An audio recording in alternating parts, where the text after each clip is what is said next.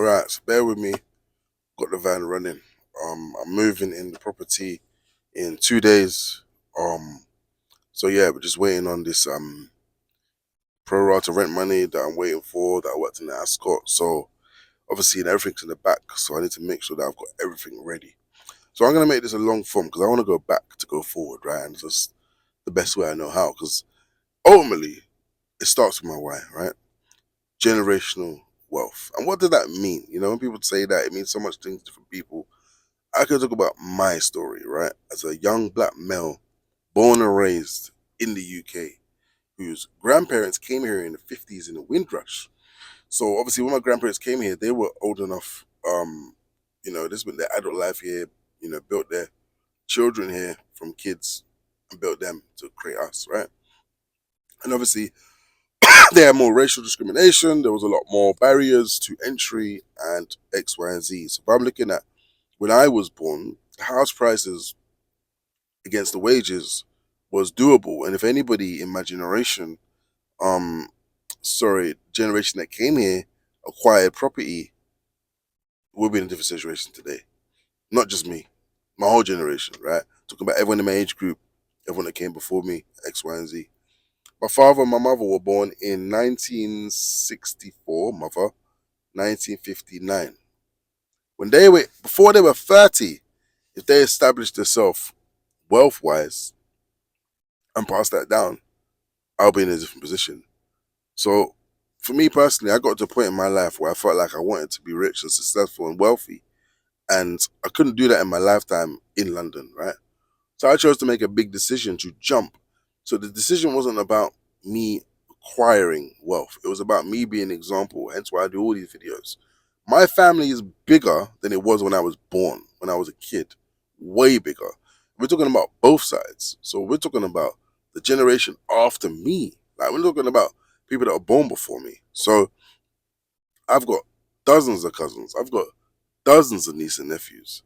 What's their life going to be like in their 20s and 30s? Who's going to be the guy that's going to stand up against all odds, go against the grain, create generational wealth and pass on assets so they can spawn that into building wealth? I listened to a podcast the other day, and he even said he's lucky, he's privileged to say, look, my granddad had inheritance money, gave it to my dad and gave it to me. That's not the average black man's story. Let's just be real. It's a real.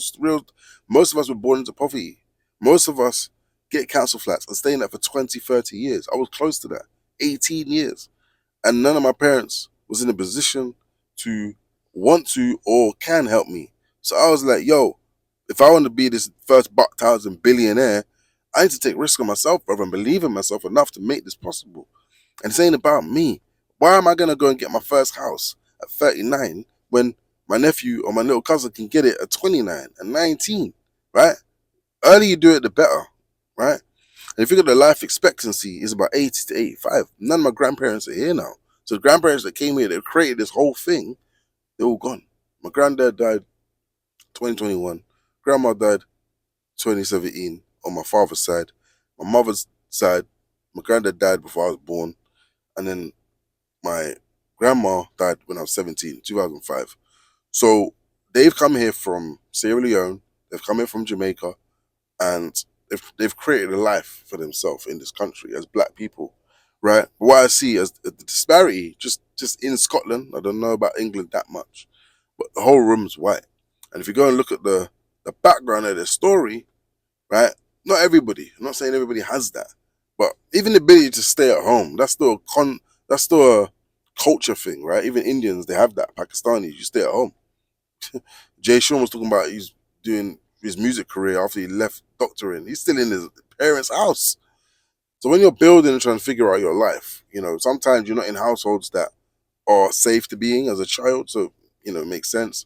Again, kids don't get along with their parents, X, Y, and Z. We get all of that. But you're starting at a minus. Let's just be real. Like you're starting at a minus. And what you're trying to do, you're trying to lean on education. Hopefully that's your gateway out.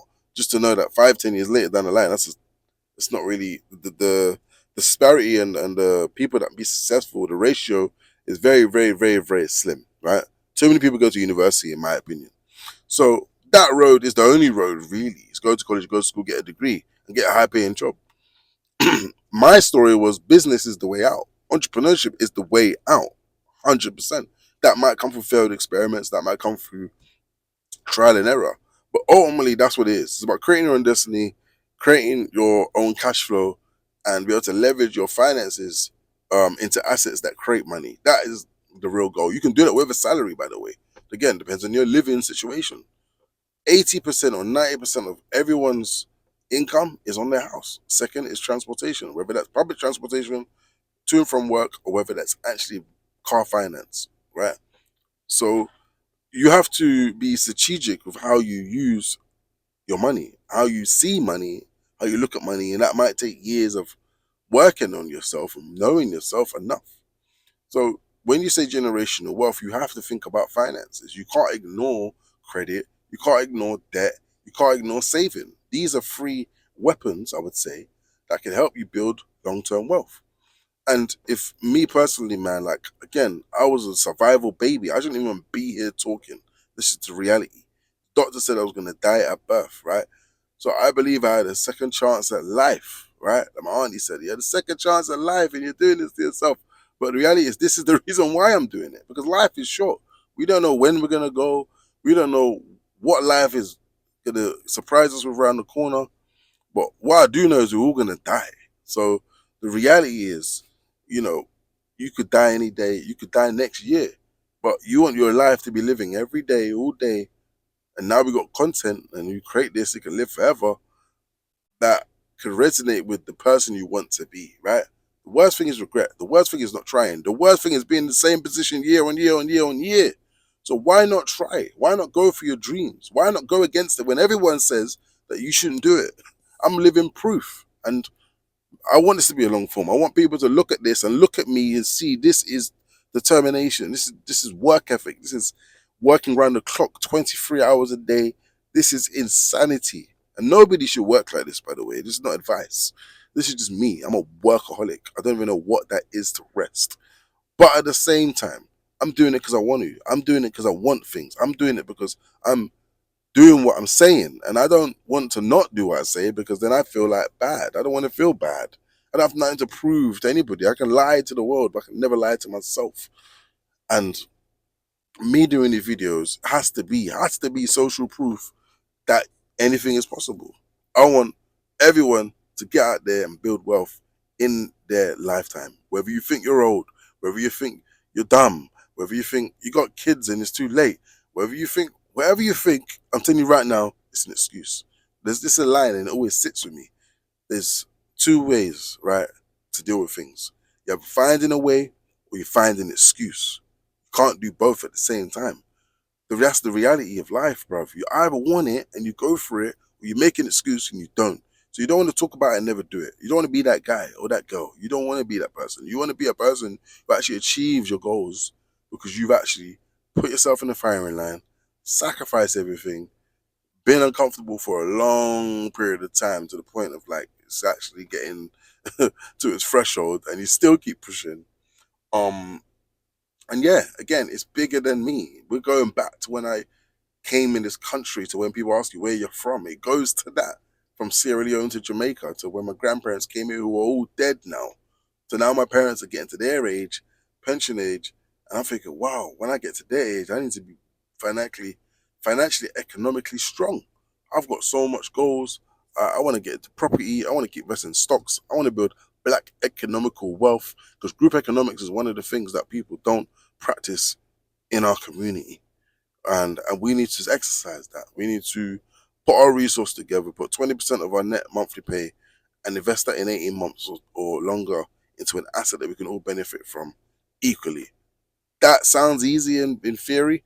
In practice, it's very hard. It's very hard. I'm practicing it right now. It is hard. But the reality is, it's the truth. If we don't become economically strong in this generation, we're wiped out.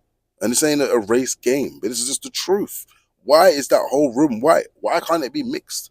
Why is there not even one black person in the room? Why am I the only black? That has to be addressed. Yeah, I'm in Scotland. We get that. But it doesn't matter. We need to look at that and feel, okay, me creating generational wealth is a sightseeing thing, it's an observation, it's me paying attention, really, and me being born into a big family, knowing that families only get bigger. So we need to have that one role model example of proof Okay, well, you've built wealth, I can do it. We don't have to give no one nothing. We can support and help people.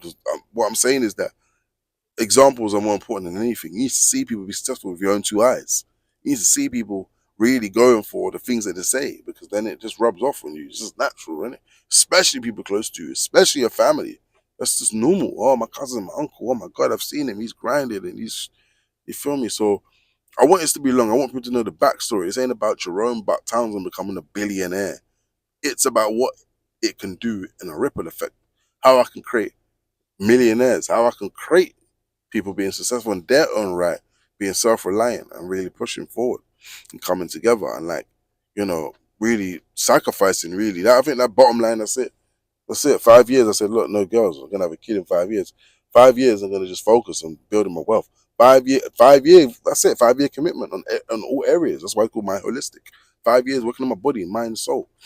And that's more or less it. I don't want to go too much into my plans, but it all just gears around remote work, digital nomads, building a property business. I'll be buying a property for a limited company and obviously be able to leverage. It's all about leverage, but you can only really leverage with your time. And how do you leverage your time? You master money. Master money. That's it. Once you master money, it opens the door to you building wealth in property, stocks, and business. But you can't do that with bad financial stability. You need to have financial stability, financial discipline for you to get to that stage. And that takes years, it takes months. And you have to keep doing it, by the way, because old habits can easily slip.